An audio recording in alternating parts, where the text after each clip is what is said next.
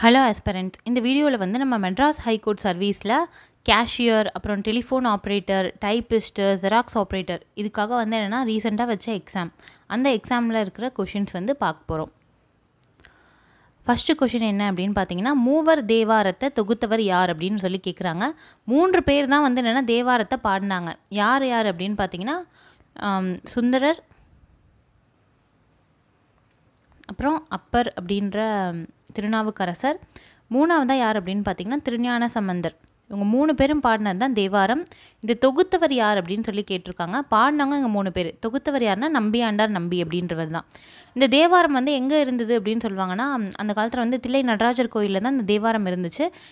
யாரும் வந்து அதை கண்டு எடுத்து போவாங்க அப்படின்னு பார்த்தீங்கன்னா, நம்பியாண்டார் நம்பி வந்து யாரோட ஹெல்ப்போடு எடுப்பார் அப்படின்னா ராஜராஜ சோழரோட ஹெல்ப்போடு எடுப்பார்.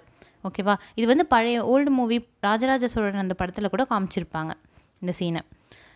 இவர் தான் வந்து தொகுத்திருக்கார், நம்பியாண்டார் நம்பி அப்படின்றவர். ஓகே, நெக்ஸ்ட் கொஷின் பார்க்கலாம். பண்டை தமிழர்களின் பண்பாட்டு கருவூலமாக திகழும் நூல் எது அப்படின்னு சொல்கிறாங்க. பண்டை தமிழர்கள் அப்படின்னா பழைய கால தமிழர்களுடைய பண்பாடு, அவங்களோட கல்ச்சர்ஸ் எப்படி இருந்தது, அவங்க என்னென்ன முறையெல்லாம் ஃபாலோ பண்ணாங்க அப்படின்றதுக்கு கருவூலம்னு சொல்கிறாங்க. கருவூலம்னா வந்து என்னென்னா கஜானானா என்ன, ஒரு பிளேஸில் வச்சுருப்பாங்க. அந்த பண்பாடெல்லாம் வந்து என்னென்னா எந்த புக்கை வச்சு நம்ம தெரிஞ்சுக்கிறோம் அப்படின்னு பார்த்தீங்கன்னா புறநானூறு புக் வந்து ரொம்ப இம்பார்ட்டண்டான ஒரு புக்கு. இது வந்து புறம் சார்ந்த நூல் அப்படின்னு சொல்லுவாங்க 8 தொகையில். புறம் சார்ந்த நூல் அப்படின்னா என்னென்னா வெளிப்படையான தோற்றம்லாம் இருக்குல்ல. இப்போ வீரம், கொடை, வீரம்னா என்னது, மன்னர்களோட வீரத்தை பற்றி பேசுவாங்க. கொடை குணம், அவங்க வந்து என்னென்னா யார் யாருக்கு என்னென்னலாம் கொடுத்தாங்க இதெல்லாம் வந்து பற்றி பேசுகிறது தான் வீரம், கொடை. அவங்களுடைய ராஜ்ய விஷயங்கள் இதெல்லாம் வந்து பற்றி பேசுகிறது வந்து என்னென்னா புறம் அப்படின்னு சொல்லுவாங்க. இதெல்லாம் வெளிப்படையாக எல்லாருக்கும் தெரிகிற விஷயங்கள். அகம் அப்படின்னா என்னது, மனம் சார்ந்த விஷயங்கள். அகம் சார்ந்த நூல்லாம் மேக்ஸிமம் பார்த்திங்கன்னா லவ் ஸ்டோரிஸாக தான் இருக்கும் இந்த அகநானூறுலலாம். புறநானூறு வந்து என்னென்னா புறம் சார்ந்த ஒரு நூல். அது வந்து பண்பாட்டுக்கு கருவூலமாக திகழுது, தமிழரோட பண்பாட்டுக்கு. ஓகே, நெக்ஸ்ட் கொஷின் பார்க்கலாம். சூடி கொடுத்த சுடற்கொடி யார் அப்படின்னு சொல்லி கேட்குறாங்க. சூடி கொடுத்த சுடற்கொடி யாருன்னா ஆண்டாளை தான் சூடி கொடுத்த சுடற்கொடி அப்படின்னு சொல்கிறாங்க.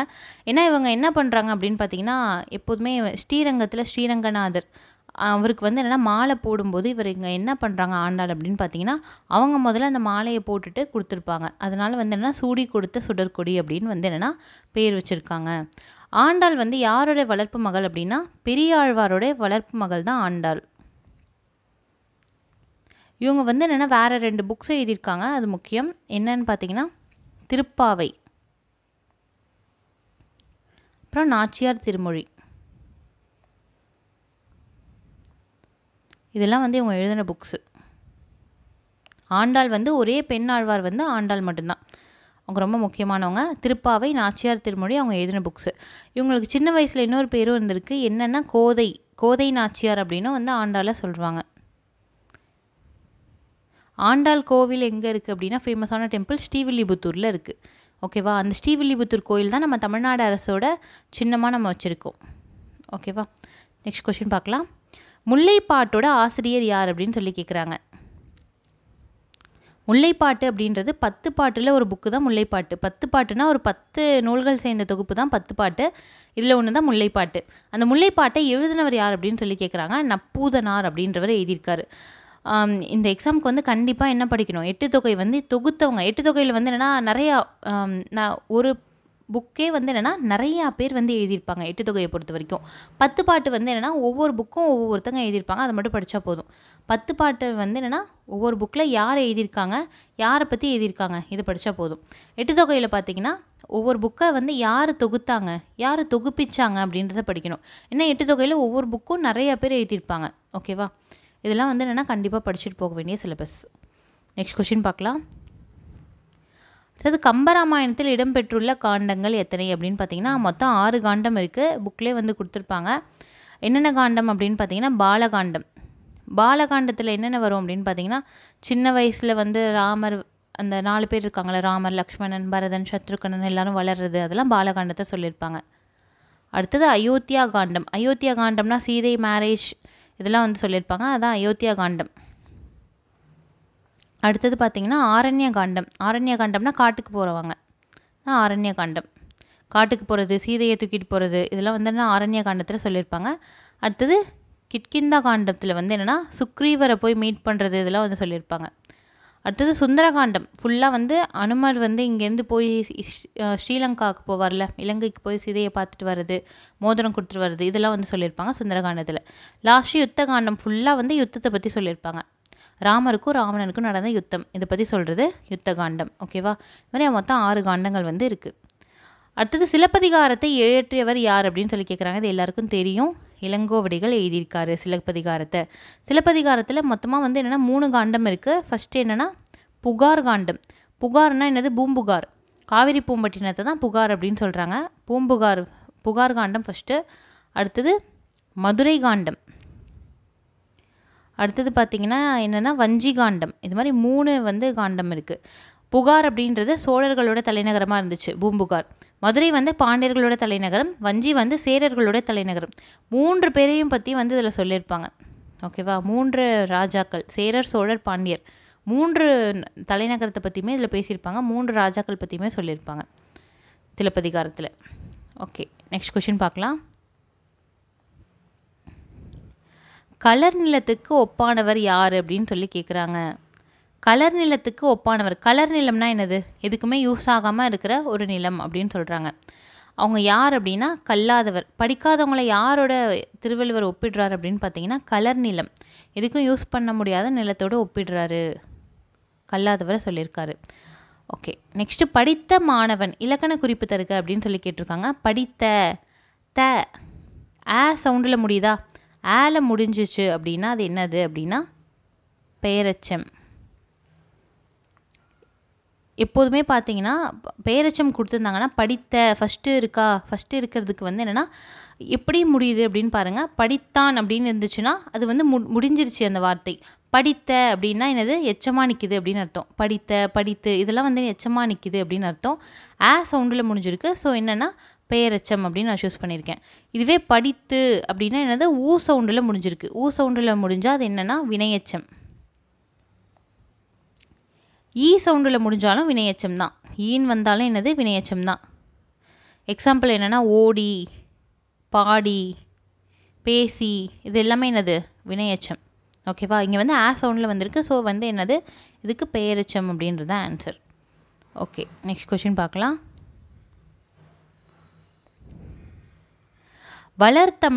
வளர்த்தமிழ் வந்து இலக்கண குறிப்பு வந்து தருக அப்படின்னு சொல்லி கேட்டிருக்காங்க. வளர்த்தமிழ் இதில் போய் பாருங்கள். வளர்த்தமிழ்னா எப்படி இருக்குது? வளர் அப்படின்றது என்னது?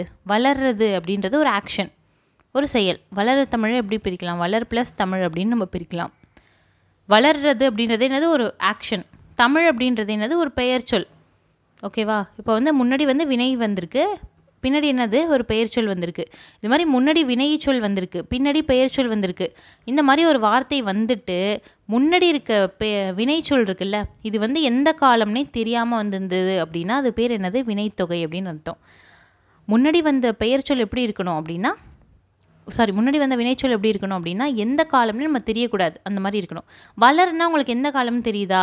இது பாஸ்ட் டென்ஸா இல்லை ப்ரெசன்ட் டென்ஸா ஃப்யூச்சரானு தெரியுதா? இது இறந்த காலமா, நிகழ்காலமா, இல்லை எதிர்காலமான உங்களுக்கு தெரியுதா அப்படின்னா தெரியல. இதை பார்த்து நம்ம கண்டுபிடிக்க முடியாது. வளர்த்தமிழ்னா வளர்ந்த தமிழா, ஆல்ரெடி வளர்ந்த தமிழா, இல்லை வளர்ந்துக்கிட்டு இருக்க தமிழா, இல்லை இனிமேல் வளரும் தமிழா அப்படின்னு நம்மளுக்கு தெரியாது. அதனால் இது என்ன அப்படின்னு பார்த்தீங்கன்னா வினைத்தொகை. இது மாதிரி வந்து ஒரு சொல் இருக்குது, அதை 2ஆக பிரித்தா ஒன்று வினையாக இருக்குது, ஃபஸ்ட்டு இருக்கிறது வினையாக இருக்குது, அடுத்தது இருக்கிற பெயராக இருக்குது. ஃபஸ்ட்டு இருக்கிற வினை வந்து எந்த காலம்னே தெரியல அப்படின்னா என்னது? அது வினைத்தொகை. ஊறுகாயின்னு சொன்னோன்னா ஊறுகாய் எப்படி பிரிக்கலாம்? ஊறு ப்ளஸ் காயின்னு பிரிக்கலாம். காயின்றது என்னது? பெயர். ஊருன்றது என்னது? வினை. ஊருன்னு சொல்லிட்டாங்க. இது என்ன காலத்தில் சொல்லியிருக்காங்கன்னு உங்களுக்கு தெரியுதா அப்படின்னா தெரியல. ஊருனா ஊறி போன காயா, இல்லை ஊறிட்டுருக்க காயா, இல்லை இனிமேல் ஊற போகிற காயா அப்படின்னு நமக்கு தெரியாது. அதனால் என்ன 3 காலத்தில் என்னன்னு தெரியல. ஸோ என்னென்னா இது என்ன சொல்லியிருக்காங்கன்னா வினைத்தொகை அப்படின்னு சொல்லியிருக்காங்க. ஓகேவா? இது உங்களுக்கு புரிஞ்சிருக்குன்னு நினைக்கிறேன். சப்போஸ் புரியல அப்படின்னா கமெண்ட் செக்ஷனில் கேளுங்க, நம்ம வந்து டீட்டெயில்டாக பார்க்கலாம். என்று ப்ளஸ் இருள், இது வந்து சேர்த்தா என்ன வரும் அப்படின்னு சொல்லி கேட்குறாங்க. இது வந்து ஈஸி தான். என்று ப்ளஸ் இருள்,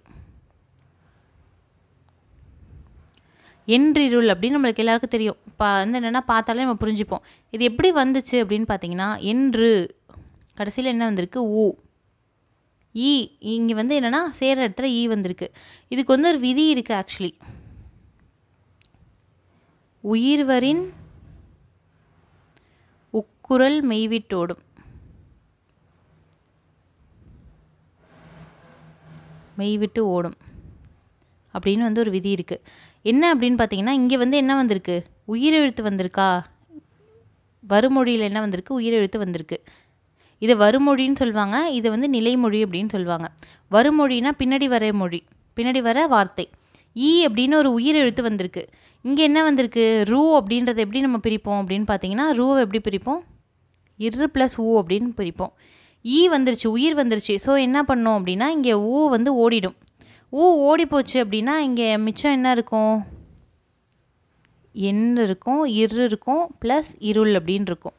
இப்படி தானே இருக்கும். இப்போ நெக்ஸ்ட்டு ஸ்டெப்பில் என்ன ஆகும் அப்படின்னா, இந்த ஈயும் சேர்ந்துக்கும். ஈயும் சேர்ந்து என்ன ஆகும் அப்படின்னா அப்படின்னு ஆகிடும். அதான் வந்து என்று இருள் அப்படின்னு ஆகிடும். சரியா, என்று இருள் இது மாதிரி வந்து ஆகிடும். ஓகேவா, இந்த மாதிரி ஒரு விதி இருக்குது. இதுபடி தான் வந்து என்ன செயல்படுது இது. ஓகே, நெக்ஸ்ட் கொஷின் பார்க்கலாம். கீழ்வருவனவற்றில் ஈரறிவு உடைய உயிரினம் என்ன அப்படின்னு சொல்லி கேட்குறாங்க. நெக்ஸ்ட் கொஷின் பாருங்கள். கீழ்வருவனவற்றுள் ஈரறிவு உடைய உயிரினம் எது அப்படின்னு சொல்லி கேட்குறாங்க. ஈரறிவு அப்படின்னா இரண்டறிவு அப்படின்னு அர்த்தம். இரண்டறிவு உள்ள உயிரினம் என்ன அப்படின்னு கேட்டிருக்காங்க. சிப்பி வந்து இரண்டறிவு உள்ள ஒரு உயிரினம். ஏன் வந்து சிப்பி அப்படின்னு சொல்கிறோன்னா, ஓரறிவுனா முதல்ல என்ன அப்படின்னா தொடுற அறிவு, தொடு உணர்வு தெரிஞ்சிருக்கணும். அதுதான் வந்து என்னென்னா ஓரறிவு உயிரினம் அப்படின்னு வந்து சொல்லுவாங்க. ஈரறிவு உயிரினம் அப்படின்னா வந்து என்னென்னா இந்த தொடு அறிவு மற்றும் என்னது நாவு, சுவை என்ன அப்படின்னு தெரியும். அதுதான் வந்து என்னென்னா ஈரறிவு. இதுவே மூணறிவு அப்படின்னா தொடு உணர்வு இருக்கும், சுவை உணர்வு இருக்கும், அதோடு சேர்ந்து என்ன இருக்கும் அப்படின்னா நுகர்தல் உணர்வு வந்து இருக்கும். நாலாவது அறிவு என்ன அப்படின்னு பார்த்தீங்கன்னா, இது மூணுமே இருக்கும். தொடறிவு, நாவு, சுவை உணர்வு இருக்கும், அது இல்லாமல் நுகர்தல் இருக்கும். நாலாவதாக என்ன இருக்கும் அப்படின்னா காணல், பார்க்குறதும் வந்து இருக்கும். அஞ்சாவது அறிவு என்னன்னு பார்த்தீங்கன்னா, இது எல்லாமே இருக்கும், அதோடு சேர்ந்து என்னது கேட்குறதும் இருக்கும். ஆறாவது அறிவு என்ன இருக்கும் அப்படின்னா, இது எல்லாத்தோடையும் சேர்த்து பகுத்தறிவு இருக்கும். இதான் வந்து 6 அறிவுக்கான விளக்கம். இது ஈஸியாக ஞாபகம் வச்சுக்கோங்க. முதல்ல தொடு உணர்வு இருக்கும், அதுக்கப்புறம் நம்ம ஃபேஸில் வந்து கீழேருந்து மேலே போங்க. ஃபஸ்ட்டு நாவு, அடுத்தது பார்த்திங்கன்னா நுகர்தல், மூக்கு இருக்குது, அடுத்தது காணல், பார்க்குறது இருக்குது, அடுத்தது கேட்குறது, லாஸ்ட்டாக என்னென்னா பகுத்தறிவு, பிரெயின். ஓகேவா, இதுதான் வந்து சொல்லியிருக்காங்க. ஈரறிவு உடைய உயிரினம்னா சிப்பிக்கு என்ன இருக்கும், தொடு உணர்வு இருக்கும், அப்புறம் சுவை உணர்வு இருக்கும். இது ரெண்டு மட்டும்தான் இருக்கும் சிப்பிக்கு. ஓகேவா, இதுவே ஓரறிவு வந்து என்ன அப்படின்னு பார்த்தீங்கன்னா, புல் வந்து ஓரறிவு. நண்டு என்ன அப்படின்னா 4 அறிவு. நண்டுக்கு வந்து கண்ணு தெரியும்ல, பார்க்கும்ல. பறவை என்ன அறிவு அப்படின்னா 5 அறிவு. ஸோ பறவைக்கெலாம் வந்து என்ன, அது சவுண்டுலாம் கேட்கும், அதனால வந்து 5 அறிவு. 2 அறிவுக்கு எக்ஸாம்பிள் வந்து சிப்பி. 6 அறிவுக்கு எக்ஸாம்பிள் வந்து மனிதன். 3 அறிவுக்கு எக்ஸாம்பிள் என்ன அப்படின்னு பார்த்தீங்கன்னா எறும்பு சொல்லலாம். எறும்புக்கு வந்து கண்ணு தெரியாது, பட் வந்து என்னென்னா மீன்ஸ் நுகர முடியும். நுகரதை வச்சு தான் வந்து என்னென்னா அது போயிட்டே இருக்குது, ஒரே ஸ்ட்ரைட் லைனில் ட்ராவல் பண்ணுது. ஓகேவா, இது மாதிரி வந்து 6 அறிவு உயிரினம் வந்து கிளாஸிஃபை பண்ணியிருக்காரு. யார் அப்படின்னா தொல்காப்பியர் வந்து தொல்காப்பியம் அப்படின்ற புக்கில் வந்து 6 அறிவு உயிரினத்தை பற்றி ஃபுல்லாக சொல்லியிருக்காரு. ஓகே, நெக்ஸ்ட் கொஸ்டின் என்ன கேட்டிருக்காங்கன்னு பாருங்கள். தமிழ் மொழியில் கிடைக்கப்பெற்ற முதல் இலக்கண நூல் என்ன அப்படின்னு பார்த்தீங்கன்னா தொல்காப்பியம் அப்படின்றதான் முதல்ல வந்து தமிழில் கிடைச்ச நூல் வந்து அதுதான், தொல்காப்பியம் தான். எழுதினவர் யாருன்னா தொல்காப்பியர். இதுக்கு முன்னாடியே நிறைய புக்ஸு இருந்திருக்கு, பட் ஆனால் நம்மளுக்கு அது கிடைக்கல. இது மட்டும் தான் வந்து தமிழில் நம்மளுக்கு கிடச்சிருக்கு ஃபர்ஸ்ட் நூலாக. ஓகேவா, நெக்ஸ்ட் கொஷின் பார்க்கலாம். 2 அல்லது அதற்கு மேற்பட்ட தனிமொழிகள் தொடர்ந்து வந்து பொருள் தந்தால் அது பேர் என்ன அப்படின்னு பார்த்தீங்கன்னா தொடர்மொழி. அதாவது தனிமொழிகள். சென்று வந்தான் அப்படின்னு சொல்கிறோம். இப்போ சென்று அப்படின்றது ஒரு தனிமொழி, வந்தான் அப்படின்றது தனிமொழி. 2-3 சொல் இது மாதிரி சேர்த்து பொருள் தந்துச்சு அப்படின்னா அது பேர் என்னென்னா தொடர்மொழி. தொடர்மொழினா ஒன்றும் இல்லை, ஒரு சென்டென்ஸ் தான், ஒரு தொடர், அதுதான் வந்து தொடர்மொழி அப்படின்னு நம்ம சொல்கிறோம். தனிமொழினா ஒரு வார்த்தை மட்டும் தனியாக இருந்துச்சுன்னா தனிமொழி. இதுவே நிறைய வார்த்தைகள் சேர்ந்து ஒரு தொடராக இருந்துச்சுன்னா அதான் தொடர்மொழி அப்படின்னு வந்து சொல்கிறாங்க. ஓகேவா, நெக்ஸ்ட் கொஷின் பார்க்கலாம். அது இலக்கண முறையின்றி பேசுவதும் எழுதுவதும் என்னென்னா என்ன சொல்லியிருக்காங்க அப்படின்னா வழு. கிராமரே இல்லாமல், நம்ம கிராமர் ஒழுங்காகவே இல்லாமல், இப்போ என்ன சொல்கிறான் அப்படின்னா எக்ஸாம்பிள் பார்த்திங்கன்னா சென்ற வந்தான், இதில் கிராமர் இருக்கா அப்படின்னா இல்லை. சென்று வந்தான் தான் சொல்லணும். நம்ம போய் சென்ற வந்தான் அப்படின்னு சொன்னால் அது கிராமர் மிஸ்டேக் தானே. சென்ற சவுண்டு வராது இங்கே வினையெச்சத்துக்கு. வினையெச்சம் வரணும்னா என்ன பண்ணணும்? சென்று வந்தான் அப்படின்னு தான் வரணும். இந்த மாதிரி பேசுனா இது என்னது? வழு அப்படின்னு அர்த்தம். தப்பாக பேசுகிறாங்க, இலக்கணம் வந்து என்னென்னா தப்பாக இருக்குது ஒருத்தங்க பேசுகிறதுல அப்படின்னா அது பேர் என்ன? வழு. வழுனா என்ன? மிஸ்டேக் அப்படின்னு அர்த்தம். இதுவே வந்து வழாநிலை அப்படின்னு பார்த்தீங்கன்னா, வழாநிலைனா இலக்கண பிழை இல்லாமல், இலக்கண பிழையே இல்லாமல் பேசுகிறது. இப்போ சென்று வந்தான் அப்படின்றது என்னது? வழாநிலை. ஏன்னா என்னது? இலக்கண பிழையே இல்லை, கரெக்டாக இருந்தால் வழாநிலை. பிழை இருந்துச்சுன்னா என்னது? வழு. வழு அமைதி அப்படின்னா என்னென்னா பிழை இருக்குது பட் இருந்தாலும் நம்ம ஏற்றுக்கிறோம். இதுக்கு என்ன எக்ஸாம்பிள் சொல்லலாம் அப்படின்னா, ஒரு மாட்டை பார்த்து நம்ம என்ன சொல்கிறோம் அப்படின்னா லக்ஷ்மி வந்தாள் அப்படின்னு சொல்கிறோம். அது வந்து தப்பு தானே. லக்ஷ்மி வந்தாள், லக்ஷ்மின்றது என்னது? ஒரு பெண். ஆனால் நம்ம போய் பசுமாட்டை போயிட்டு நம்ம எப்படி லக்ஷ்மி வந்தாள் அப்படின்னு சொல்ல முடியும்? அது அக்ரிணை. அதுக்கு வந்து என்னென்னா வந்தது அப்படின்னு தான் சொல்லுவோம். மாடுனா நம்ம என்ன சொல்கிறோம்? லக்ஷ்மி வந்தாள் அப்படின்னு சொல்கிறோம். பட் இது தப்பு தான், இருந்தாலும் நம்ம என்ன பண்ணுறோம்? ஏற்றுக்கிறோம். அதுதான் வந்து வழுவமைதி அப்படின்னு சொல்லுவாங்க. வழுவமைதினா தப்பாக இருந்தாலும் என்னது? இலக்கண பிழையாக இருந்தாலும் சரி அப்படின்னு ஏற்றுக்கிறாங்க. ஏதோ ஒரு தப்பாக இருக்கலாம், பட் இருந்தாலும் வந்து அக்செப்ட் பண்ணிக்கிறது வழுவமைதி. வழுவுனா தப்பாக இருந்தால் வழு, வழாநிலைனா தப்பே இல்லை, மிஸ்டேக்கே இல்லைன்றது வழாநிலை. வழுவமைதினா மிஸ்டேக் இருக்குது பட் இருந்தாலும் அக்செப்ட் பண்ணிக்கலாம் அப்படின்றது வழுவமைதி. ஓகேவா? நெக்ஸ்ட் கொஷின் பார்க்கலாம். அறியாத ஒன்றை அறிந்து கொள்வதற்காக ஒரு கொஷின் கேட்டோம் அப்படின்னா அதான் அறியாவினா. இப்போ நம்மளுக்கு ஒரு வழி தெரியல, நம்ம வந்து என்னென்னா கேட்குறோம் அப்படின்னா ஒருத்தங்க சொல்கிறாங்க, வழி தெரியாதால் தானே கேட்குறோம். அதனால் தெரியாத விஷயத்தை கேட்டு ஒருத்தங்க அதுக்கு பதில் சொன்னாங்க அப்படின்னா அது அறியாவினா. அறிவினா அப்படின்னா வந்து என்னென்னா ஒருத்தங்களை சோதிக்கிறதுக்காக கேட்குறது அறிவினா. இப்போ எனக்கு ஒரு ஆன்சர் தெரியும், இருந்தாலும் நான் உங்கள்கிட்ட கொஷின் கேட்குறேன் அப்படின்னு பார்த்தீங்கன்னா நான் எதுக்காக கேட்குறேன்? உங்களுக்கு தெரிஞ்சிருக்கா அப்படின்னு தெரிஞ்சுக்கிறதுக்காக கேட்குறேன். அதனால் வந்து என்னென்னா அறிவினா. எனக்கு ஏற்கனவே தெரிஞ்சிருக்கு, இருந்தாலும் உங்களை சோதிக்கிறதுக்காக நான் கேட்குறேன். அது வந்து என்னென்னா அறிவினா. நம்மளுக்கு தெரியாமல் ஒருத்தங்கள்ட்ட கேட்டால், நம்மளுக்கே ஆன்சர் தெரியாமல் ஒருத்தவங்களுக்கு கேட்டால் அறியாவினா. நம்மளுக்கு ஆன்சர் தெரிஞ்சு மற்றவங்கள வந்து டெஸ்ட் பண்ணுறதுக்காக கேட்டால் அது வந்து அறிவினா அப்படின்னு சொல்கிறாங்க. கொடைவினா அப்படின்னா இப்போ நான் உங்கள்கிட்ட வந்து என்னென்னா பேனா இருக்கா அப்படின்னு நான் கேட்குறேன். எதுக்காக கேட்குறேன் அப்படின்னா இல்லைன்னா நான் கொடுக்கறதுக்காக கேட்குறேன். அதுதான் வந்து என்னென்னா கொடைவினா அப்படின்னு வந்து சொல்லியிருக்கேன். அடுத்தது பார்த்திங்கன்னா ஏவல் வினா. ஏவல் வினா அப்படின்னா என்னென்னா, ஏவல் வினானா என்னென்னா நீ அங்கே போகமாட்டியா அப்படின்னு வந்து என்னென்னா இது பண்ணி கேட்குறது, மீன்ஸ் ஸ்ட்ரிக்டாக கேட்குறது. ஸ்ட்ரிக்டாக கேட்குறது. ஏவல் வினானா என்ன? நீ அங்கே போகமாட்டியா அப்படின்னு கேட்டால் என்ன அர்த்தம்? நீ அங்கே போகணும் அப்படின்னு சொல்கிறதா அர்த்தம். இதான் அந்த ஏவல் வினா அப்படின்னு அர்த்தம், ஒருத்தங்களை ஏவுறது செய்கிறதுக்கு. ஓகேவா? நெக்ஸ்ட் கொஷின் பார்க்கலாம். வினா வகைகள், விடை வகைகள் இதெல்லாம் வந்து என்னென்னா எக்ஸாமுக்கு நம்ம படிக்கணும். இதெல்லாம் புக்கில் இருக்கிற அதை வந்து என்னென்னா படிச்சுக்கணும். குறிஞ்சி நிலத்துக்குரிய சிறு பொழுது என்ன அப்படின்னு சொல்லி கேட்குறாங்க. சிறு பொழுது அப்படின்னா ஒரு நாளை வந்து என்னென்னா 24 மணி நேரமா, 24 மணி நேரத்தை வந்து என்னென்னா பிரிக்கிறாங்க. இதை வந்து என்னென்னா 6ஆக பிரிப்பாங்க. 6ஆக பிரித்தா ஒவ்வொன்றுத்துக்கும் 4 மணி நேரம் ஆகும். அந்த 4 மணி நேரம் பொழுது வந்து என்னென்னா ஒரு பொழுது அப்படின்னு வச்சுருப்பாங்க. யாமம், வைகறை ஒவ்வொன்றுத்துக்கும் 4 மணி நேரம் டிஃப்ரென்ஸ், 4 மணி நேரம் இருக்கும். மாலைனா 4 மணி நேரம், நண்பகல்னா 4 மணி நேரம், இந்த மாதிரி இருக்கும். இது வந்து என்னென்னா குறிஞ்சி நிலத்துக்கு வந்து இருக்கிற சிறு பொழுது என்ன அப்படின்னு சொல்லி கேட்குறாங்க. குறிஞ்சி எப்போ வந்து நல்லா அழகாக இருக்கும் பார்க்குறதுக்கு அப்படின்னா யாமம். இந்த யாமம் எத்தனை மணிலேருந்து எத்தனை மணி வரையும் அப்படின்னு பார்த்தீங்கன்னா நைட்டு 10 மணிலேருந்து காலைல மீன்ஸ் நடுராத்திரி 2 மணி வரைக்கும், நைட்டு 10 மணிலேருந்து 2 மணி வரைக்கும் யாமம் அப்படின்னு சொல்லுவாங்க. இந்த மாதிரி என்னென்னா 4 மணி நேரமாக ஒவ்வொரு இதுக்கும் பிரித்து கொடுத்துருக்காங்க. குறிஞ்சிக்கு என்ன அப்படின்னா யாமம். ஒவ்வொரு குறிஞ்சி, முல்லை, மருதம், நெய்தல், பாலை 5 வகையான திணை இருக்குல்ல, 5 திணைக்கும் 5 வகையான சிறுபொழுது இருக்கும். சிறுபொழுதுனா ஒரு நாளை வந்து என்னென்னா 6ஆக கூறு போட்டிருக்காங்க. அதில் வந்து என்ன ஒவ்வொன்றுத்துக்கும் ஒவ்வொரு பொழுது இருக்கும். இதுவே வந்து பெரும்பொழுது அப்படின்னு இன்னொன்று சொல்லுவாங்க. பெரும்பொழுதுனா ஒரு வருஷத்தை 6ஆக பிரிச்சிருப்பாங்க.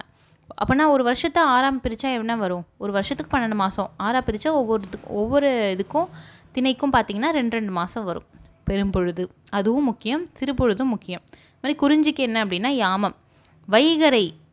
வைகறை வந்து எங்கே அப்படின்னா மருதமில் என்ன இருக்குது? வயல் இருக்கா? வயல் ஓரம் என்ன இருக்கும்? வரப்பு கரை, அந்த கரை, அது மாதிரி ஞாபகம் வச்சுக்கோங்க. மாலைனா வந்து என்னென்னா முல்லை மாலை வந்து கட்டணும் அப்படின்னு ஞாபகம் வச்சுக்கோங்க. முல்லை திணைக்கு மாலை வரும். நண்பகல் எந்த இடத்துல வந்து என்னென்னா ரொம்ப பகலாக இருக்கும் அப்படின்னு பார்த்தீங்கன்னா பாலைவனம். ஸோ அதனால் என்னென்னா பாலை, நண்பகல் வந்து பாலை திணைக்கு வரும். நெய்தலுக்கு வந்து என்னென்னா ஏற்பாடு அப்படின்னு வரும். நெய்தலுக்கு என்னது? ஏற்பாடு அப்படின்னு வரும். ஓகேவா? நெக்ஸ்ட் கொஷின் பார்க்கலாம். நாட்டை கைப்பற்ற வந்த மாற்றரசனோடு போரிடும்போது வீரர்கள் சூடும் பூ என்ன பூ அப்படின்னு சொல்லி கேட்குறாங்க. இது எங்கே இருக்குது அப்படின்னு பார்த்தீங்கன்னா 10th புக்கில் வந்து இருக்குது. அகப்பொருளும் சரி புறப்பொருளும் சரி 10th ஸ்டாண்டர்ட் தமிழ் புக்கில் இருக்குது. இதில் வந்து என்னென்னா, ஒரு நாட்டை வந்து கைப்பற்ற வந்த மாற்றரசனோடு போர் செய்யும்போது வீரர்கள் என்ன பூ போட்டிருப்பாங்க அப்படின்னா காஞ்சி பூ வந்து சூடியிருப்பாங்க. ஒவ்வொரு விஷயத்துக்கும் என்னென்னா ஒரு பூ வந்து அந்த காலத்தில் சூடியிருப்பாங்க. இது வந்து புறப்பொருள் இலக்கணம் அப்படின்னு சொல்லுவாங்க. பேஜ் நம்பர் கூட நான் சொல்கிறேன். பேஜ் நம்பர் 176 இருக்குது புக்கில். ஃபஸ்ட்டு பார்த்தீங்கன்னா வெட்சி பூ எதுக்கு அப்படின்னா, ஒரு நாட்டோட ஒரு நாடு இருக்காங்கன்னு வச்சுக்கோங்களேன். அவங்க பக்கத்து நாட்டில் போய் என்ன பண்ணுவாங்க, அந்த நாட்டோட ஆணிரைகள்னு சொல்லுவாங்க. ஆணிரைனா என்னென்னா அந்த நாட்டில் இருக்கிற ஆடு மாடு அதெல்லாம் வந்து திருடிட்டு வந்துடுவாங்க. ஓகேவா? அதான் வந்து வெட்சி அப்படின்னு சொல்லுவாங்க. வெட்சி திணைன்னு. திருடும்போது என்ன பண்ணுவாங்கன்னா அந்த வெட்சி பூவை போட்டுட்டு வந்து என்னென்னா திருட போவாங்களாம். கரந்தைன்னு ஒன்று இருக்குது. கரந்தை வந்து என்னென்னா வெட்சிக்கு அப்படியே ஆப்போசிட் கரந்தை. திருடிட்டு போன ஆணிரையை வந்து என்னென்னா மீட்க போவாங்க. அது வந்து என்னென்னா கரந்தை அப்படின்னு வந்து சொல்லுவாங்க. இந்த மாதிரி ஆப்போசிட்டாக தான் இருக்கும். ஈஸியாக தான் இருக்கும். ஃபஸ்ட்டு வெட்சின்னா திருடிட்டு போவாங்க, அப்போ வந்து போட்டிருப்பாங்க. கரந்தைனா என்னது? திருடின ஆணிரையை திரும்ப மீட்டுட்டு வருவாங்க, அப்போ வந்து என்னென்னா அந்த பூ போட்டிருப்பாங்க. அடுத்தது பார்த்திங்கன்னா வஞ்சி அப்படின்னா என்னது? பகைவர் நாட்டை கைப்பற்றுறதுக்காக போகிறது. கைப்பற்ற போனால் அது என்னது? வஞ்சத்தனமாக கைப்பற்ற போகிறாங்க அப்படின்னு வச்சுக்கோங்க, ஞாபகம் வச்சுக்கோங்க. காஞ்சி பூனா என்னது? நம்ம நாட்டை வந்து மீட்கிறதுக்காக என்னென்னா போராடுறது காஞ்சி திணை அப்படின்னு சொல்கிறாங்க. அடுத்தது நொச்சி திணை என்ன அப்படின்னா, நொச்சி திணைனா என்னென்னா அந்த மதிலை சுற்றி வளைச்சிருவாங்கல்ல, இது மாதிரி போகிறப்பெல்லாம் மதிலை சுற்றி வளைச்சிருவாங்க. அந்த மதிலை காப்பாற்றுறதுக்காக, கோட்டையை காப்பாற்றுறதுக்காக என்ன பண்ணுவாங்க? சண்டை போடுவாங்க. அதுதான் வந்து என்னென்னா நொச்சிப்பூ போட்டுட்டு வந்து சண்டை போடுவாங்க. நொச்சிப்பூ மாலை அணிச்சிட்டு அதை வந்து நொச்சி திணை அப்படின்னு சொல்லுவாங்க. இதுவே உழிங்கை அப்படின்னா என்னது? மதிலை வந்து சுற்றி வளைக்கிறது. இவங்க தான் போய் என்ன பண்ணுவாங்க? மாற்றரசர்கள் கோட்டையை சுற்றி வளைப்பாங்க. இந்த 6 ரொம்ப ரொம்ப முக்கியம். இந்த 6 படிச்சிட்டிங்க அப்படின்னா மற்றதெல்லாம் ஈஸியாக தான் இருக்கும். ஃபஸ்ட்டு வெட்சின்னா வந்து என்னென்னா திருடிட்டு போகிறது. கரந்தைனா என்னது? மீட்டுட்டு வர்றது. வஞ்சினா என்னது? போயிட்டு கைப்பற்றுறதுக்காக என்னென்னா படையெடுத்து போகிறது. மற்றவங்க ராஜ்யத்தை பிடிக்கிறதுக்காக படையெடுத்து போடுறது வஞ்சி. காஞ்சினா என்னது? படையெடுத்து வந்த மன்னன்ட்ட வந்து என்னென்னா சண்டை போட்டு நம்ம நாட்டை காப்பாற்றுறது. நொச்சி பூனா என்னது? உள்ளே இருந்துக்கிட்டு மதிலை சுற்றி வளைச்சிட்டாங்க, மதிலை காப்பாற்றி கோட்டையை காப்பாற்றணும், உள்ளேருந்தே சண்டை போடுவாங்க. அதான் வந்து நொச்சிப்பூ. அடுத்தது உழிங்கை என்ன அப்படின்னு பார்த்தீங்கன்னா மதிலை வந்து சுற்றி வளைக்கிறது. அதான் வந்து உழிங்கை திணை அப்படின்னு சொல்கிறாங்க. ஓகேவா? ஓகே, நெக்ஸ்ட் கொஷின் பார்க்கலாம். ஆயுத எழுத்து வந்து பிறக்கிற இடம் என்ன இடம் அப்படின்னு சொல்லி கேட்குறாங்க. தலையில் தான் ஆயுத எழுத்து பிறக்கும். ஓகேவா? வல்லின எழுத்து இருக்குல்ல, வல்லின எழுத்து வந்து என்னென்னா மார்பில் பிறக்கும். மெல்லினம் எங்கே பிறக்கும் அப்படின்னா மூக்கு. இடையினம் எங்கே அப்படின்னா கழுத்து. இது மாதிரி எங்கே எழுத்துக்கள் பிறக்குது அப்படின்றத தெரிஞ்சு வச்சுக்கோங்க. ஆயுத எழுத்து தலையில் பிறக்குது. வல்லினம் மார்பு, மெல்லினம் வந்து மூக்கு, கழுத்து வந்து என்னென்னா கழுத்தில் என்ன பிறக்குன்னா இடையின எழுத்துக்கள் பிறக்குது. ஓகேவா? நெக்ஸ்ட் கொஷின் பார்க்கலாம். அடுத்து பார்த்தீங்கன்னா வினா எத்தனை வகைப்படும் அப்படின்னு சொல்லி கேட்டிருக்காங்க. வினா மொத்தம் என்னென்னா 6 வகைப்படும். இதுதான் வந்து கரெக்டான ஆன்சர். என்னென்ன வினா அப்படின்னு பார்த்தீங்கன்னா அறிவினா. அறிவினானா என்ன? தெரிஞ்சுக்கிட்டே கேட்குறது அறிவினா. அறியாவினானா தெரியாததை கேட்குறது அறியாவினா. கொள்ளல் வினா அப்படின்னா என்னது? இப்போ கடைக்கு போய் நம்ம என்ன இருக்கா அப்படின்னு கேட்குறோம். எதுக்காக கேட்குறோம்? என்ன வாங்கிக்கணும் அப்படின்றதுக்காக கேட்குறோம். நம்ம வாங்கிக்கிறதுக்காக கேட்டோம் அப்படின்னா அதான் கொள்ளல் வினா. அடுத்தது கொடை வினானா என்னது? ஒருத்தங்கள்ட்ட பேனா இருக்கா அப்படின்னு கேட்குறோம். பேங்க்குக்கு வந்தாங்கன்னா யாராவது பேனா இல்லாமல் தடுமாறினாங்கன்னா பேனா இருக்கா அப்படின்னு கேட்குறோம். எதுக்காக கேட்குறோம் அப்படின்னா இல்லைனா கொடுத்து ஒரு ஹெல்ப் பண்ணுறதுக்காக கேட்குறோம். இதுதான் கொடை வினா. இன்னொன்று என்னென்னா ஐயவினா. அடுத்தது நெக்ஸ்ட்டு ஐயவினானா நம்மளோட ஐயத்தை தீர்த்துக்கிறதுக்காக கேட்குறது ஐயவினா. லாஸ்ட்டாக பார்த்தீங்கன்னா ஏவல் வினா. ஏவல் வினானா ஒருத்தங்களை ஏவுவோம். இப்போ நீ ஃப்ரீயாக இருக்கியா அப்படின்னு வந்து கேட்குறோம். எதுக்காக கேட்குறோம் அப்படின்னா அவங்கள வேலை விடுறதுக்கு தான் கேட்குறோம். இதான் வந்து ஏவல் வினா. ஓகேவா? நெக்ஸ்ட் கொஸ்டின் பார்க்கலாம். கத்தியை தீட்டாதே உன் புத்தியை தீட்டு, இந்த வரிகளை சொன்னவர் யார் அப்படின்னு கேட்குறாங்க. ஆலங்குடி சோமு அப்படின்றவர் வந்து சொல்லியிருக்காரு. இந்த மாதிரி ஒரு பாட்டு பாடியிருக்காரு. கத்தியை தீட்டாதே புத்தியை தீட்டு அப்படின்னு பாட்டு பாடியிருக்காரு ஆலங்குடி சோமு. ஆலங்குடி அப்படின்ற ஊரில் பிறந்தவர். இவர் வந்து கலைமாமணி அவார்டு வாங்கியிருக்காரு. இதுவும் வந்து ரொம்ப முக்கியம். திரைப்பட பாடல்கள் வந்து நிறையா வந்து எழுதியிருக்காரு ஆலங்குடி சோமு அப்படின்றவர். ஓகே, நெக்ஸ்ட் கொஷின் பார்க்கலாம். அடுத்த கொஷின் பார்த்தீங்கன்னா, எழுதின புக்ஸ் வந்து கேட்டிருக்காங்க. புக்ஸு எழுதினவங்க புக்ஸும் அதோட எழுதினவங்களும் ஆத்தர்ஸும் வந்து சொல்லியிருக்காங்க. பாரதிதாசன் நம்மளுக்கு தெரியும், குடும்ப விளக்கு அப்படின்னு சொல்லிட்டு. வைரமுத்து அவர்கள் என்ன எழுதியிருக்காங்கன்னா, கள்ளிக்காட்டு இதிகாசம் எழுதியிருக்காங்க. கந்தர்வன் என்ன எழுதியிருக்காரு அப்படின்னா, வீராயி அப்படின்ற புக்கு வந்து எழுதியிருப்பார். புக்கில் கொடுத்துருப்பாங்க, வீராயி, கவிஞனின் காதல். இந்த கந்தர்வன் எழுதினதில்லை, இது வீராயி அப்படின்றது தமிழொலி எழுதினது தான் வீராயி. கந்தர்வன் எழுதினது என்ன அப்படின்னா கொம்பன் அப்படின்றது. ஃபஸ்ட்டு அப்படின்னா என்ன வரும் அப்படின்னா தமிழொலி என்ன எழுதியிருக்காரு அப்படின்னா வீராயி. அதாவது கந்தர்வன் எழுதினது கொம்பன், வைரமுத்து எழுதினது கள்ளிக்காட்டு இதிகாசம், பாரதிதாசன் எழுதினது குடும்ப விளக்கு. 4312 அப்படின்றது தான் நம்மளுக்கான ஆன்சர். 4312. ஓகேவா, நெக்ஸ்ட் கொஷின் பார்க்கலாம். பொருந்தாத இணையை தேர்வு செய்யுங்க அப்படின்னு சொல்லி கொடுத்துருக்காங்க. தமிழ் தென்றல்னு யாரை சொல்கிறோம்? திருவி கல்யாண சுந்தரனாரை சொல்கிறோம். இது வந்து கரெக்டு தான். அடுத்தது சந்த கவிமணின்னு யாரை சொல்கிறோன்னா தமிழ் அழகனார் அப்படின்னு வந்து சொல்கிறோம். ஏன்னா சந்த கவிமணினா சந்தம் அப்படின்றது ஒரு நயம், பாநயம், அதை வந்து பாடுறவர் இவர் தமிழ் அழகனார் தான் அப்படின்றது கரெக்டு தான். பாட்டுக்கு ஒரு புலவன் பாரதி அப்படின்னு சொல்கிறோம். இதுவும் வந்து கரெக்டு தான். லாஸ்ட்டாக பார்த்திங்கன்னா மொழி ஞாயிறுன்னு பெருஞ்சித்திரனார் நம்ம சொல்கிறோமானா இல்லை. பெருஞ்சித்திரனார் பேர் என்ன சிறப்பு பேர் சொல்கிறோன்னா பாவலரேறு சொல்கிறோம். பாவலரேறு பெருஞ்சித்திரனார். மொழி ஞாயிறு யார் அப்படின்னு பார்த்தீங்கன்னா தேவநேய பாவாணர். தேவநேய பாவாணர் தான் மொழி ஞாயிறு. ஸோ பொருந்தாதது என்ன தேர்ந்தெடுத்திருக்கோம் அப்படின்னா 4வது ஆப்ஷன் வந்து பொருந்தலை. ஓகேவா, நெக்ஸ்ட் கொஷின் பார்க்கலாம். புதுக்கவிதையின் தந்தை அப்படின்னு போற்றப்படுபவர் யார் அப்படின்னா பிச்சமூர்த்தி அப்படின்றவரை போட்டுறோம். புதுக்கவிதையின் தந்தை அப்படின்னு சொல்லிட்டு. இவருக்கு வந்து நிறையா பிக்ஷு அப்படின்லாம் வந்து பிக்ஷு அப்படின்னு சொல்லிட்டு புனைப்பெயர்லாம் வந்து இவர் வச்சுட்டு எழுதியிருக்காரு புது கவிதைகள். ரேவதியின் கூட புனைப்பெயர் வச்சுருக்காரு. இது மாதிரி புனைப்பெயர்கள் எல்லாம் வந்து என்னென்னா ஒரு புக்ஸ் வந்து எழுதியிருக்காரு. புது கவிதையின் தந்தை அப்படின்னு யாரை போட்டுறாங்கன்னா பிச்சமூர்த்தி அவர்களை போட்டுடுறாங்க. நெக்ஸ்ட் கொஷின் பார்க்கலாம். கீழ் வருவனவற்றுள் பெருஞ்சித்திரனார் எழுதின புக் எது அப்படின்னு கேட்டிருக்காங்க. பாவிய கொத்து, பள்ளி பறவைகள், மகப்புகு வஞ்சி எல்லாமே வந்து என்னென்னா அவர் எழுதின புக்ஸ் தான். பெருஞ்சித்திரனார் எழுதின புக்ஸ் தான் வந்து எல்லாமே. இன்னும் சில புக்ஸும் வந்து எழுதியிருக்காரு. என்னென்னு பார்ப்போம். என்னென்னு பார்த்தீங்கன்னா நூறாசிரியம்,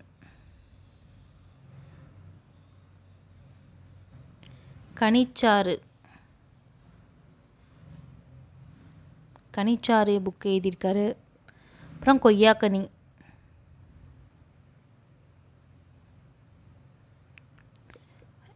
அப்புறம் என் சுவை என்பது,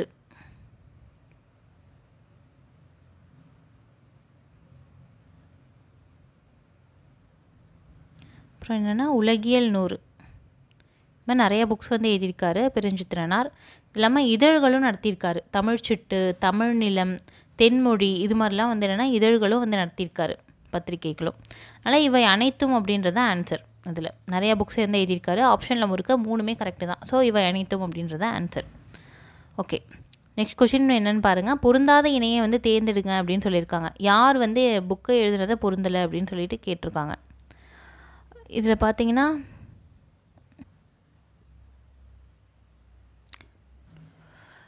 பார்த்தீங்கன்னா எழில் முதல்வன் வந்து என்ன எழுதியிருக்காரு அப்படின்னா இனிக்கும் நினைவுகள். இது கரெக்டு தான். பாரதியார் தான் பாஞ்சாலி சபதம் எழுதினார். இதுவும் கரெக்டு. அதிவீரராம பாண்டியர் காசி காண்டம்னு ஒரு புக் எழுதியிருக்காரு. இது வந்து பாட்டு வந்து என்னென்னா 10th புக்கில் கூட கொடுத்துருக்காங்க, காசி காண்டம். அழகிரி சாமி அப்படின்றது வெற்றி வேர்க்கை கொடுத்துருக்காங்க. இது வந்து தப்பு. வெற்றி வேர்க்கை எழுதினது யார் அப்படின்னா இந்த அதிவீரராம பாண்டியர் தான் வெற்றி வேர்க்கையும் எழுதியிருக்காரு. இதுக்கு இன்னொரு பேர் என்ன சொல்லுவாங்க அப்படின்னு பார்த்தீங்கன்னா நருந்தொகை அப்படின்னு பேர் இருக்குது. நருந்தொகை அப்படின்னு இன்னொரு பேர் இருக்குது இந்த வெற்றி வேர்க்கைக்கு. இதை எழுதினவர் யாருன்னா அதிவீரராம பாண்டியர், அவர் தான் வந்து எழுதியிருக்காரு. ஓகேவா, நெக்ஸ்ட் கொஷின் பார்க்கலாம். தமிழ் எழுத்துக்களில் மிக பெரும் சீர்திருத்தம் செய்தவர் யார் அப்படின்னா வீரமாமுனிவர். 2 பேர் வந்து தமிழை வந்து சீர்திருத்தம் பண்ணியிருக்காங்க. ஒருத்தர் வீரமாமுனிவர், இன்னொருத்தர் யாருன்னா பெரியார். வீரமாமுனிவர் பண்ண எழுத்து சீர்திருத்த முதல்ல ஏற்றுக்கிட்டாங்க. முன்னாடிலாம் அந்த காலத்தில் என்ன பண்ணுவாங்க அப்படின்னா கேக்கு பக்கத்தில் புள்ளி வச்சா கா இப்படிலாம் இருந்துச்சு. ஆனால் அது ரொம்ப கஷ்டமாக இருக்கும்ல, கேக்கு பக்கத்தில் புள்ளி வச்சா கா. சப்போஸ் அந்த புள்ளி வந்து தெரியல, நம்ம வந்து ஒழுங்காக படிக்கலைன்னா புள்ளி தெரியாது. சப்போஸ் காலப்போக்கில் அந்த காலத்தில் வந்து என்னென்னா ஓலைச்சுவடிலாம் எழுதுறதால நமக்கு தெரியாது. ஓலைச்சுவடிலாம் புள்ளி வச்சா ஓட்ட விழுந்துடும். இதனால் ரொம்ப கஷ்டமாக இருந்தது படிக்கிறது. அதனால் வந்து எழுத்து சீர்திருத்தம் மேற்கொண்டாரு வீரமாமுனிவர். பெரியார் எப்படிலாம் சீர்திருத்தம் பண்ணுவார் அப்படின்னா, அந்த காலத்தில் நாவை இப்படி தான் எழுதுவாங்க. இப்போ தான் நம்ம நான் எழுதுகிறோம். நைனா இப்படி எழுதுவாங்க. எப்படின்னா இப்படி எழுதுவாங்க நைனா. நம்ம இப்போ தான் வந்து என்ன எழுதுகிறோம், நைனா இப்படி எழுதுகிறோம். அதை வந்து சீர்திருத்தம் பண்ணது யார் அப்படின்னா பெரியார். பெரியார் கொண்டு வந்த சீர்திருத்தத்தை வந்து என்னென்னா எம்ஜிஆர் வந்து என்னென்னா அமல் கொண்டு வருவார். ஓகேவா? நெக்ஸ்ட் கொஷின் பார்க்கலாம். அடுத்தது பார்த்திங்கன்னா, தொடக்க காலத்தில் மனிதர்கள் மருத்துவத்திற்காக எதை பயன்படுத்தியிருக்காங்க அப்படின்னா தாவரங்களில் நிறைய மூலிகை செடியெலாம் இருக்கும்ல, அதெல்லாம் வந்து பயன்படுத்தியிருப்பாங்க. சித்தர்கள்லாம் நிறைய மூலிகையை பற்றி தெரிஞ்சு வச்சுருப்பாங்க. அதை தான் வந்து மருத்துவத்துக்கு பயன்படுத்தினாங்க. இந்த கீழாநெல்லி, அப்புறம் மணத்தக்காளி, இதெல்லாம் வந்து இன்னமும் வந்து மருந்தாக வந்து யூஸ் பண்ணுறாங்க. ஓகேவா? நெக்ஸ்ட் கொஷின் பார்க்கலாம். அறியாமையை நீக்கி அறிவை விளக்குவது என்ன அப்படின்னா, அறியாமையை நீக்கிறது என்ன? கல்வி தான். அறியாமை அப்படின்னா என்னது? ஒன்றுமே தெரியாமல் இருக்கிறது. இது வந்து நீக்கிறது என்னென்னா கல்வி. அடுத்தது 29வது கொஷின். பண்பு எனப்படுவது என்ன அப்படின்னா, பாடறிந்து ஒழுகுதல். பாடறிந்து ஒழுகுதல் அப்படின்னு சொல்லியிருக்காங்க. பண்புனா என்னது? மற்றவங்களுடைய மனசை தெரிஞ்சு என்னென்னா நம்ம வந்து நடந்துக்கணும். அதான் வந்து பண்பு அப்படின்னு சொல்கிறாங்க. இது மாதிரி தன்கிளை செராமை, இது வந்து ஆக்சுவலி ஒரு கலித்தொகையில் வர ஒரு பாட்டு.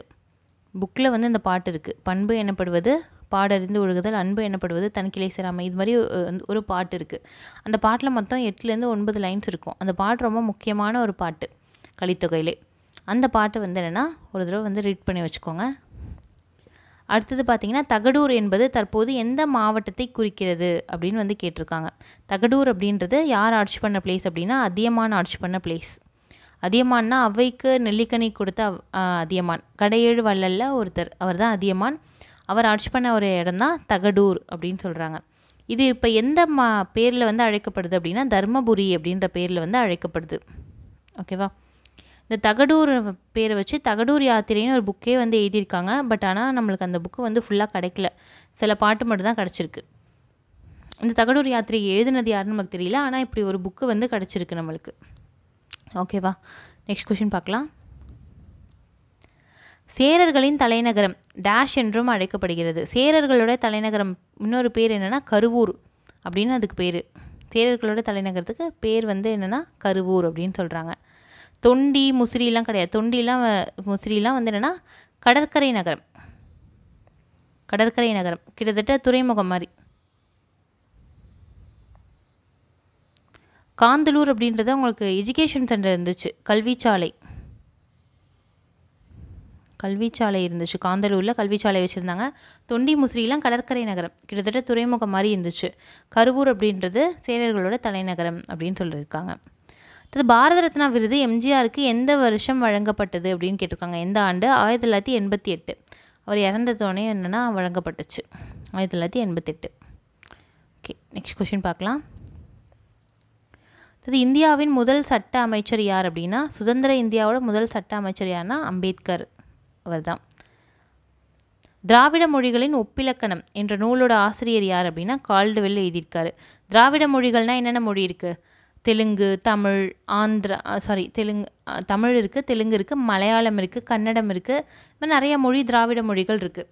இந்த திராவிட மொழிகள்லாம் வந்து என்னென்னா ஒன்றுக்கு ஒன்று எப்படி ரிலேஷன் இருக்குது அப்படின்னு ஒப்பிட்டு பார்த்துருப்பார். அதான் திராவிட மொழிகளின் ஒப்பிலக்கணம் அப்படின்னு புக் எழுதியிருக்காரு. யாருன்னா கால்டுவெல் எழுதியிருக்காரு. ஓகே, நெக்ஸ்ட் கொஷின் பார்க்கலாம்.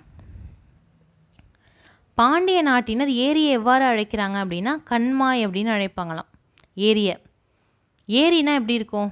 ஒரு இடத்துல வந்து என்னென்னா ஸ்டோர் பண்ணி வச்சுருப்பாங்க. குளத்தை விட பெருசாக இருக்கும் ஏரி அப்படின்னா.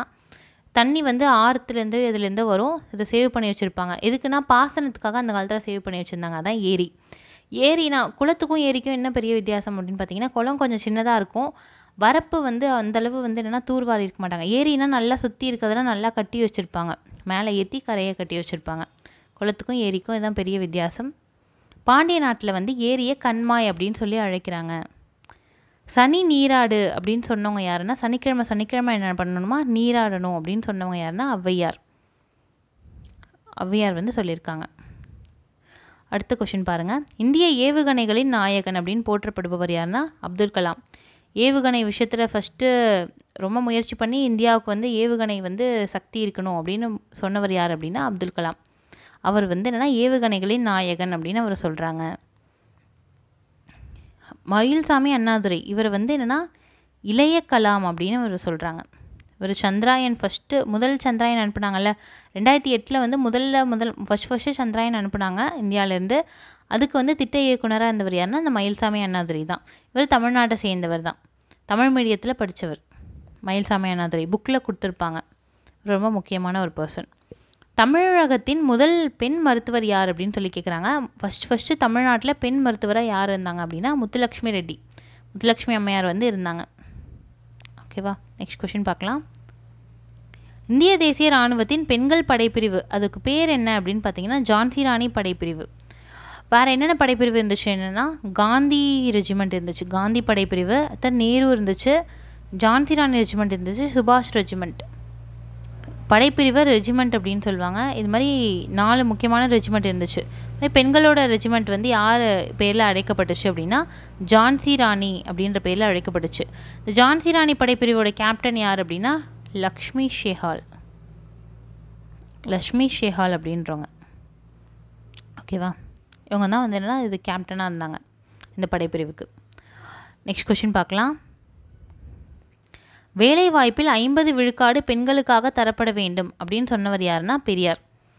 பெரியார் இன்னும் இதுக்கு மட்டும் இல்லை, நிறைய விஷயத்துக்காக போராடி இருக்காரு. பெண்களுக்கு சொத்துரிமை வேணும், இது மாதிரி நிறைய விஷயத்துக்காக போராடி இருக்காரு. குழந்தை திருமணத்தை எதிர்த்தாரு.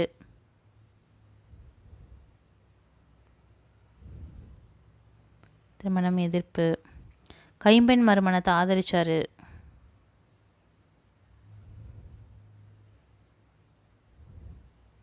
கைம்பெண் மறுமணம் ஆதரிப்பு. அடுத்தது வேறு என்ன சொன்னாருன்னா பெண் கல்வி வேணும்னு சொன்னார். சுயமரியாதை திருமணம் ஆதரிச்சிருக்காரு. இது மாதிரி நிறைய விஷயம் வந்து என்னென்னா பெரியார் இதில் பண்ணியிருக்காரு. அடுத்தது பார்த்தீங்கன்னா அடுத்த கொஷின் பாருங்கள். தமிழக மக்கள் பயன்படுத்தும் குடும்ப அட்டைகள் வந்து எந்த அட்டைகளாக மாறியிருக்கு அப்படின்னா திறன் அட்டைகள்னு சொல்கிறாங்க. திறன் அட்டைகள்னால் என்ன, ஸ்மார்ட் கார்டுன்னு மாறிடுச்சுல்ல. இப்போ நம்மளுக்கு ரேஷன் கார்டு எப்படி இருக்குது, ரேஷன் கார்டு தனியாக இருக்குது, ஸ்மார்ட் கார்டுன்னு தனியாக இருக்குது. இந்த ஸ்மார்ட் கார்டை போய் நம்ம என்னென்னா அந்த ஒரு மிஷின் மாதிரி இருக்குது, அங்கே போய் என்னென்னா நம்ம காமிச்சு ஸ்வைப் பண்ணிவிட்டு நம்ம வந்து பொருள் வாங்கிக்கலாம். ஆதாரோட இணைச்சிட்டாங்க, இப்போ ஆதார் கார்டோட இணைச்சிட்டாங்க. அதனால தான் ஸ்மார்ட் கார்டை கொண்டு வந்ததே அதுக்காக தான். ஆதார் கார்டோட இணைச்சிட்டாங்க ஸ்மார்ட் கார்டை. ஸோ அதனால நம்ம என்ன பண்ணுறோம், ஃபிங்கர் பிரிண்ட் வச்சுட்டு போய் நம்ம பொருள் வாங்கிக்கிறோம். அடுத்து தென்னகத்து பெர்னாட் ஷா அப்படின்னு அழைக்கப்பட்டவர் யார் அப்படின்னா அறிஞர் அண்ணா. அறிஞர் அண்ணா வந்து தென்னாட்டோட பெர்னாட் ஷா அப்படின்னு அழைக்கிறாங்க. பெர்னாட் ஷா அப்படின்றவர் ஒரு பெரிய புலவர், பிரிட்டிஷ் புலவர். அவர் வந்து என்னென்னா தென்னகத்து பெர்னாட் ஷா அப்படின்னு அறிஞர் அண்ணா வந்து அழைக்கிறாங்க. நெக்ஸ்ட் கொஷின் பாருங்கள். ராமானுஜர் எந்த கோவிலின் மீது நின்று திருநாமத்தை வந்து மக்களிடம் கூறினார் அப்படின்னு கேட்டிருக்காங்க. திருக்கோட்டியூர் சௌமிய நாராயணன் கோயிலேருந்து வந்து என்னென்னா ராமானுஜர் வந்து சொல்லியிருப்பார். ராமானுஜர் என்ன பண்ணியிருப்பார் அப்படின்னா ஒரு மந்திரம் இருக்கும், அந்த மந்திரத்தை பூரணர் அப்படின்ற ஒரு பக்தர் இருக்கார், அவர்கிட்ட போயிட்டு அந்த மந்திரத்தை கேட்டு தெரிஞ்சுக்கிட்டு என்ன பண்ணுறாரு அப்படின்னா பூரணர் சொல்வார் ராமானுஜர்கிட்ட, இந்த மந்திரத்தை யார்கிட்டையும் சொல்லக்கூடாது அப்படின்னு சொல்லி தான் வந்து சொல்வார். பட் இவர் என்ன பண்ணுவார்னா திருக்கோட்டியூர் சௌமிய நாராயணன் அந்த கோயில் மேலே வந்து ஏறி நின்று என்ன சொல்வார்னா மக்கள்கிட்ட இந்த திருநாமத்தை சொல்லிவிட்டு நீங்களும் புண்ணியத்தை அனுபவிங்க அப்படின்னு சொல்லிடுவார். இது வந்து என்னென்னா புக்கில் இருக்க ஒரு ஸ்டோரி தான், அதுலேருந்து தான் கேட்டிருக்காங்க. பூரணர் வந்து ராமானுஜருக்கு அந்த மந்திரம் சொல்லி கொடுக்குறாரு. அவர் வந்து எங்கேருந்து மக்களுக்கு சொல்கிறாருன்னா திருக்கோட்டியூர் சௌமிய நாராயணன் கோயிலேருந்து சொல்கிறாரு. அடுத்தது செவ்விந்தியர்கள் நிலத்தை வந்து என்னென்னா தாயாக ஆதரித்தாங்க. இதில் இன்னொரு பாயிண்ட் இருக்கும், அவங்க வந்து யாரை தந்தையாக நினச்சாங்கன்னா வானத்தை தந்தையாக நினச்சாங்க, நிலத்தை வந்து தாயாக நினச்சாங்க அப்படின்னு வந்து ஒரு சென்டென்ஸ் இருக்கும், அதுலேருந்து தான் கேட்டிருக்காங்க. நெக்ஸ்ட் கொஷின் பார்க்கலாம். கரகாட்டத்தின் துணையாட்டமாக எது விளங்குகிறது அப்படின்னா மயிலாட்டம். மயிலாட்டம்னா மயில் மாதிரியே ஆடுறது தான் வந்து மயிலாட்டம். கரகாட்டத்துக்கு கூட வந்து என்னென்னா துணையாட்டமாகவும் இது ஆடப்படுது அப்படின்னு சொல்கிறாங்க. கரகாட்டம்னா என்னென்னா தலையில் வந்து கரகம் வச்சுட்டு ஆடுறது கரகாட்டம் அப்படின்னு சொல்கிறாங்க. இந்த கரகாட்டத்துக்கு அடிப்படையான ஆட்டம் வந்து ஒன்று சொல்கிறாங்க, அது பேர் என்ன அப்படின்னா குடக்கூத்து அப்படின்னு சொல்கிறாங்க. குடக்கூத்து அப்படின்னு சொல்லிட்டு, கூத்துனா ஆட்டத்தை தான் அந்த காலத்தில் கூத்து அப்படின்னு சொல்லியிருக்காங்க. குடம்னா தள்ள கரகத்தை குடம் மாதிரி வச்சுட்டு ஆடுறோம்ல, அதை வந்து என்னென்னா அப்படி சொல்கிறாங்க. அடுத்தது சேகரம் என்பதன் கூட்டம் என்ன அப்படின்னு கேட்குறாங்க. சேகரம்னா என்ன பொருள் அப்படின்னா கூட்டம். இது எங்கே இருக்குதுன்னு பார்த்தீங்கன்னா 8th ஸ்டாண்டர்ட் புக்கில் இருக்குது, பேஜ் நம்பர் 27. அங்கே கோணக்காத்து பாட்டு அப்படின்னு ஒரு பாட்டு இருக்குது, அதில் சொல்லியிருக்காங்க. சேகரம்னா என்ன அப்படின்னு கேட்டிருக்காங்க, கூட்டம் அப்படின்றது சரியான ஆன்சர். வேறு என்னென்ன கேட்டிருக்காங்கன்னா சேதம், இதோடைய இது என்னென்னா விண்ணம்னா சேதம் அப்படின்னு அர்த்தம். விண்ணமாச்சுதே அப்படின்னு போட்டிருப்பாங்க. விண்ணமாச்சுதே நான் என்ன சேதமாச்சே அப்படின்னு வந்து போட்டிருக்காங்க. சேகரம் அப்படின்னு சொல்லியிருக்காங்க. சேகரம்னா என்னது, கூட்டம் கூட்டமாக நடப்பட்ட செடியை வந்து சொல்லியிருக்காங்க சேதம் அப்படின்னு சொல்லிட்டு. ஓகேவா, நெக்ஸ்ட் கொஷின் பார்க்கலாம். வாலண்டியர், வாலண்டியர்னால் என்னது, தானாகவே போய் செய்கிறது தான் வந்து என்னென்னா வாலண்டியர் அப்படின்னு சொல்லுவாங்க. தன்னார்வலர் வாலண்டியர் அப்படின்னா. சமூக ஆர்வலர்னால் என்னது, சோஷியல் ஒர்க்கர் அது மாதிரி சொல்லலாம், சோஷியல் ஒர்க்கர். சிறப்பு விருந்தினர்னால் என்ன, சீஃப் கெஸ்ட்னால் சிறப்பு விருந்தினர். உறுப்பினர்னா மெம்பர். அடுத்தது பார்த்திங்கன்னா ஹீரோ ஸ்டோன். ஹீரோ ஸ்டோனுக்கு தமிழ் சொல் சொல்லுங்கள் அப்படின்னு சொல்லியிருக்காங்க. ஹீரோ ஸ்டோன்னா நடுக்கல். ஒருத்தங்க வந்து போர்லலாம் வந்து என்னென்னா, போரில் வந்து மீன்ஸ் இறந்துட்டாங்க, போர் செய்யும்போது இறந்துட்டாங்க, போரில் வந்து அடிப்பட்டு இறந்து போயிட்டாங்க அப்படின்னா அவங்களுக்கு வந்து நடுக்கல் வைப்பாங்க. நடுக்கல்னால் ஒரு கல் வந்து இந்த மாதிரி நட்டு வச்சுருப்பாங்க பூமியில். அதில் வந்து அவங்க பேரெல்லாம் வந்து எழுதிட்டு அவங்க வந்து எப்படி இறந்தாங்க, எந்த நாள் அப்படின்னு சொல்லிட்டு எழுதுவாங்க. இதான் வந்து நடுக்கல் அப்படின்னு சொல்லுவாங்க. இதுவே வந்து என்னென்னா நடுக்கல் ரொம்ப பெரிய பர்சன் இறந்துட்டார் அப்படின்னா, இப்போ மன்னன் இது மாதிரிலாம் ஒரு மன்னர் வந்து என்னென்னா போரில் இறந்துட்டார் அப்படின்னா நடுக்கல் மட்டும் நடமாட்டாங்க, சுற்றி வந்து என்னென்னா ஒரு கோயிலும் கட்டுவாங்க. பள்ளிப்படை அப்படின்னு அந்த கோயிலுக்கு வந்து பேர். பள்ளிப்படைன்னு அந்த கோயிலுக்கு வந்து பேர். ஓகேவா, இது மாதிரியும் பண்ணுவாங்க. ஓகே, நெக்ஸ்ட் கொஷின் பார்க்கலாம். தமிழில் சொல் என்பதற்கு என்ன பொருள் அப்படின்னு பார்த்தீங்கன்னா, சொல் அப்படின்னா நில் அப்படின்னு பொருளாம் அப்படின்னு சொல்லியிருக்காங்க. அடுத்தது ஹோமோகிராஃப். ஹோமோகிராஃப் தமிழ் சொல் தருக்கு அப்படின்னா ஒப்பெழுத்து அப்படின்னு அர்த்தம். ஹோமோகிராஃப்னால் ஒரே மாதிரியான இருக்கிறது. ஸோ என்னென்னா ஒப்பெழுத்து அப்படின்னு வந்து சொல்கிறாங்க ஆன்சர். ஓகேவா, இதோட வந்து இந்த வீடியோ முடியுது. இந்த வீடியோவில் வந்து நம்ம என்னென்னா மெட்ராஸ் ஹைகோர்ட் எக்ஸாமில் கேட்ட வந்து தமிழில் கேட்ட 50 கொஷின்ஸ் வந்து பார்த்துட்டோம். நெக்ஸ்ட்டு வீடியோவில் வந்து நம்ம வந்து ஜென்ரல் நாலேஜ் கொஷின்ஸ் வந்து பார்க்கலாம். இந்த வீடியோ உங்களுக்கு பிடிச்சிருந்தா இந்த வீடியோக்கு லைக் பண்ணுங்கள். உங்களுக்கு ஏதாவது டவுட்ஸ் இருந்தால் கமெண்ட் செக்ஷனில் கேளுங்க. நம்ம நெக்ஸ்ட் வீடியோவில் பார்க்கலாம். தேங்க்யூ.